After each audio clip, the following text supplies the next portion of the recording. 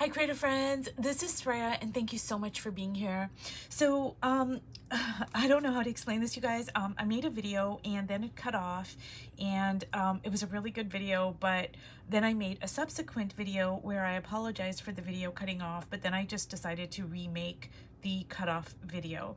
So I'm sorry for all the confusion. I'm having trouble when I make a long video storing stuff on my device. It tends to cut off, so I'm trying to figure that issue out.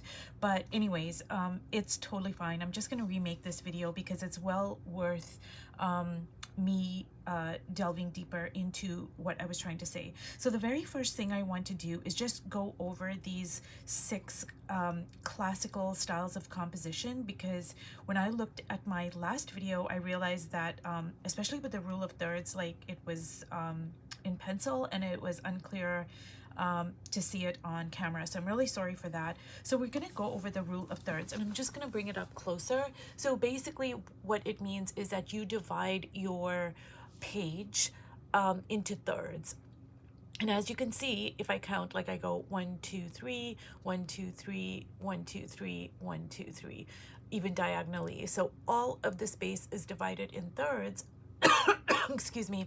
And then at each of these intersecting points, you can put something. You can put a line, you can put a shape, you can put whatever, a curve, and it is going to really be pleasing to the eye. So this one is called the rule of thirds. It's very, very common. And actually, I took some photography classes many years ago because I'm really interested in photography, and the same rules apply to photography as they do to art. So just as a side note, if you guys are interested in photography, the number one thing you can do, like really quick and easy, if you are taking a photograph, is to change your perspective, because it's going to alter the rule of thirds. So just say you're taking a photograph of something and you're like, that just doesn't look exciting. You can take like 5 steps closer and it's going to change the horizon line, or you can kneel, just get to a lower change your vantage point, get to a lower vantage point or get to a higher vantage point, and it will change your horizon line, which will apply to the rule of thirds right over here.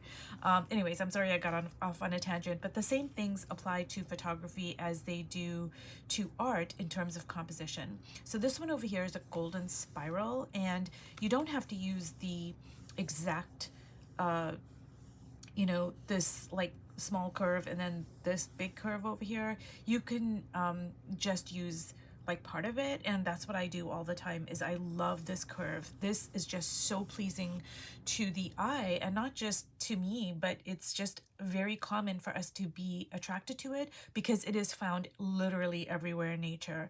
Like if you had to look at a tree, a seashell, a leaf, and you really look at it under a microscope, it is made up of these like shapes over here. So it's something that we are just drawn to, I guess. This is the diagonal, this is the pyramid, and I'm really glad that that happened in my last video where I made the pyramid shape and then I did the base like a curve, and it was so aggravating to me. Like I immediately had to go in and change it.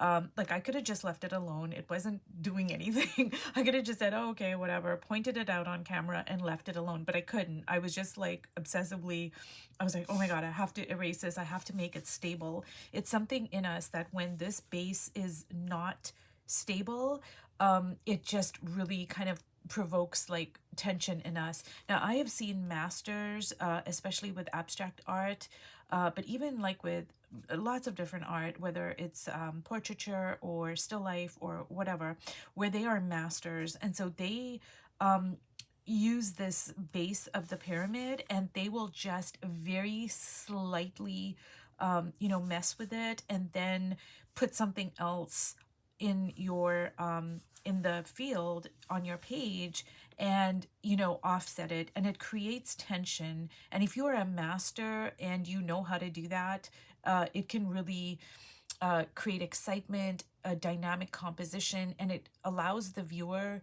to stay longer and look at the work longer because you just get pulled in, you get engaged with it. But that requires a master's level of skill, which I do not have. Anyways, this is the L shape here. I don't particularly like this. It's quite boring to me, and I don't like the S curve either. These are just personal preferences. So I just wanted to go over that because it's important. And now what I am going to do is I have this over here. So I have these that I'm gonna work on. So obviously I'm not gonna work on a whole bunch of them because then it could turn into like 20 videos. But I just want to work on these and just show you what I mean when I say, hey, just push yourself, ask yourself questions, etc.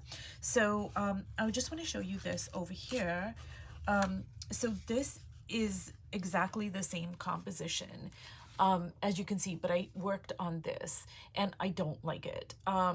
I like it a little bit more because it has the red oval, but there's just nothing about it that appeals to me. So I'm going to redo it, but I'm just going to do something a little bit different and kind of like an experiment and see like, hey, you know, does it, does it help any if I do that? So let's start with this one here. And like I said, I am not using a lot of colors because I don't want to focus on my colors. But, you know, if you are experimenting with colors, you want to strengthen your colors, you feel like, hey, I'm a little bit weak in my colors, which, you know, we can all learn from examining our colors. Honestly, we're never gonna learn even a fraction of what we need to. So but you know, just like you pick a couple of things that you want to focus on. I'm focusing on my line and value, so I'm gonna do that. Okay, and then I am going to do the black here. And the reason why I put the black here is because I do like very dark values juxtaposed with very light values. So I thought, oh, okay, maybe if I use the, the black and the cashew, and like maybe that might interest me more with this L shape. I just don't like this composition, the L shape. It's just, I don't know. It's just kind of boring to me. It doesn't appeal to me. I like curves. I like circles. I like ovals. That's just what I like. And so it's not like a right or wrong. It's just, this is too harsh for me. It's too like edgy. I don't know. It's too, I don't know, you guys. I just don't like it. But anyways, I'm going to let that dry so it doesn't kind of like, bleed. But I'm going to work on this over here. So basically for this, I am going to put red over here. Oh, I love this red. Oh my God. So I'm going to put red on this curve here. Okay. Ooh, like look at that, you guys. Oh my goodness.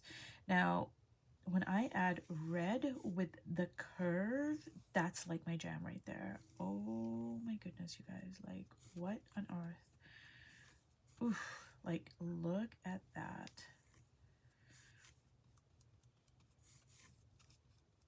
Okay, so red and curves are my thing, apparently. Like, look at that. I mean, that just makes me happy. Like, I don't even have to do anything else. It just really makes me happy. So what I'm going to do with the bottom here is I'm going to put this cream here, but actually, you know what? I don't like that cream. I'm just going to make it a little bit of a soft gray. That cream is just not appealing to me over there. So I'm going to put a soft gray here. I probably put too much paint. It's too watery, but that's okay. Let's see. Ooh, now it's pink. I don't know why. Why is it turning pink? Oof, that's a disaster, but okay, we're just going to kind of roll with it, learn. I don't want that pink there. I want this soft gray. Oh no, I want it softer. So this is what I mean, you guys. Like, you know, I don't think like, when I'm making these thumbnails, I don't think, oh, they're just thumbnails. Like, you know, there's no difference between this kind of a gray and, you know, a pink gray and a, you know, neutralized gray. I don't think like that. I take it very seriously, and I want to get the exact right kind of gray that I want. I want to get the right line I want. I take it seriously. That's just me. It's because this is my visual language, and part of, you know, me strengthening my visual language is me taking it very, very seriously, because this is how I communicate. I tell my stories through my art, through my visual language. And when I was in Oaxaca, and, you know, all of us who attended the retreat, we kind of said the same thing, like, oh my God, we don't know what our visual language is. And we were all recognizing that Connie had a very strong visual language, and she does. And you can instantly recognize when somebody has a very strong visual language. And so, in order for me to strengthen my visual language, I had to take it very, very seriously. So if I need to obsess over something for a half an hour and get it just right the way I want on my little thumbnail, that's what I'm going to do. And I have done that. And I take it very, very seriously, because this is my visual language. Now, I really do love this, you guys. I really, really am loving this. But I'm going to do something here a little bit, kind of, let me see here. So I had a little bit of the red from here on my brush, and what I'm going to do is I'm just going to drag it into here a little bit. And ooh, I really love this, you guys. Oh my goodness. Oh my goodness. I'm loving this. Ooh, I'm loving this, you guys. This is delicious, beautiful, and I am absolutely going to replicate it. Now, I think what I would do when it dries is I'm going to go in and make these, like the curve, I'm going to accentuate it with lines. So I'm going to like take a you know, black, and I'm just going to kind of like really solidify the line there. Maybe the line here, I don't know, like at the bottom here, but definitely the curve. So I'm just going to lay that off to this side there. And I'm going to experiment with this as well. So I don't want to use like all the same, because I'm using kind of similar colors here. But let me see here. Okay, let's see. I don't know if this is going to work. I'm going to do the curve with the gray, and I do love it, actually, you guys. You know what? I love this curve with the gray. It's a soft, warm, neutral gray, but I love it against the white. Like if I had to put a black there, I don't think I would like it as much. But what I am gonna do, now I could use a red here, or I could use black. My instinct is to go with red, but I'm gonna try black because that's my instinct. When I see like an oval or a circle, I want to put red in it. I don't know if it's like, I don't know what it is. I don't know if it's like the sun, or I just don't know, you guys, but I'm gonna try black here. Ooh, and I don't like it. I mean, it's not that I don't like it, but it's really not, no, that's not doing it for me. Okay, red it is. Okay, we're gonna go with red. Oof. Well, sometimes you just have to, you know, sometimes you just have to try new things and go, okay, I should have just gone with red in the beginning. And I wish I hadn't put the black down, because now the red is not as true as it would have been if it was just on the white, but that's okay. It's still teaching me something. Okay, so I'm really loving this, but again, I'm gonna go in when it dries, and I'm gonna put a circle around the, like I'm gonna circle the ovals with black so that, you know, the lines really pop. But I really like this. I am really loving the curve, the soft gray against the white. That's the key for me. The red is kind of like, you know, I don't know, I could actually, that oval doesn't even need to be there, honestly, now that I think about it. Like if I had to cover this up, actually, you guys, I really like that much better. It might seem like it's really boring, like there's nothing going on, but I really like it. I love the simplicity and elegance of this. So do you see how you can just like play around with stuff, just kind of see like, hey, you know. Now I'm going to get back to this over here, and I am going to put red, and so like compare the two there. I'm gonna put red here, but instead of putting, you know, the dots like kind of going around it, I'm gonna kind of make a sun ray, and I'm gonna see if I like it like better. And sometimes, you guys, like, I don't like this L composition. I just don't like it. It's not, there's nothing wrong with it. It's just not my jam. So sometimes it's just like, hey, you know what? Nothing's gonna work. Oops, I got red on there. I'm not supposed to. So that red over there is not really supposed to be there. That's okay. You know, actually that red on the cream, it actually adds to the piece. So yeah, this is the L composition. I don't like it either way. And sometimes, you know, I just have to say, you know what, that's just not my jam. No matter what I do to it, I'm just not really gonna like it. This I absolutely love, love, love. So I'm just gonna move these off to the side here, and I hope this has given you some idea of how you can push yourself, how you can just get obsessed with your visual language, you guys. But I just want to talk about, first of all, this particular book right here, Conversations in Paint. It is a great book. It is on sale right now at Thrift Books, which is a used online bookstore, for $5. It's well worth it. But I just want to like read something to you from this book. And I can even do like a couple of videos on this book, probably not in great detail because he does go into great detail. It's called A Notebook of Fundamentals.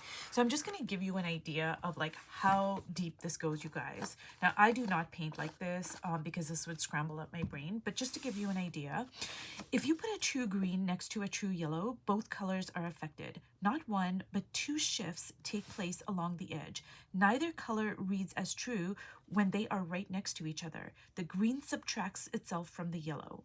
Thus, even though the yellow is a true yellow, it appears more orange when it is next to a green, and more green when it is next to an orange. The effect of the simultaneous contrast can be emphasized by exaggerating the shift, or the colors can be made to appear true by shifting them closer to the adjacent color. To make a true yellow next to a green appear as a true yellow, you must add a little green to the yellow at the point of tangency to compensate for the effect of the simultaneous contrast. Now, you guys, I do not paint like this. I do not. It would just totally scramble up my freaking brain, okay? I do not. But I'm just reading this to point out that there is so much complexity to color, to the proportion of color that you used, you know, placing one color next to another color, as he talks about here, placing a true green next to a true yellow. If they're placed together, they affect each other. That is true for any color.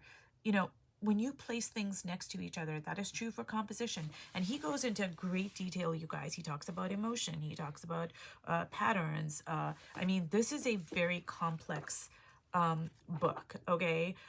He talks about perspective, composition, hierarchy of edges, color plans. I mean, it is a good book, but I do not paint like this, by the way, you guys. But I just want to point out that when I'm saying, like, you know, yeah, there's a lot that goes into this, and a lot of it is unconscious, you know, to be quite honest. So I just want to show you this book over here. So how I tend to work a lot of times is I look at things that attract me, and I don't just use art books, by the way, you guys. I use anything. So I have this book over here, Apples for Jam, which is a great book, and I bought it because I love the storytelling and the photography, but I also love, like look at this little sketch. I love the lines here. So I can look at things in books and I can go, hey, I really love this. I love this line over here. I love the values. I love the color palette. And I can take it, I can morph it into my own. I can completely use it as a seed, an idea to birth something completely new, or I can replicate it.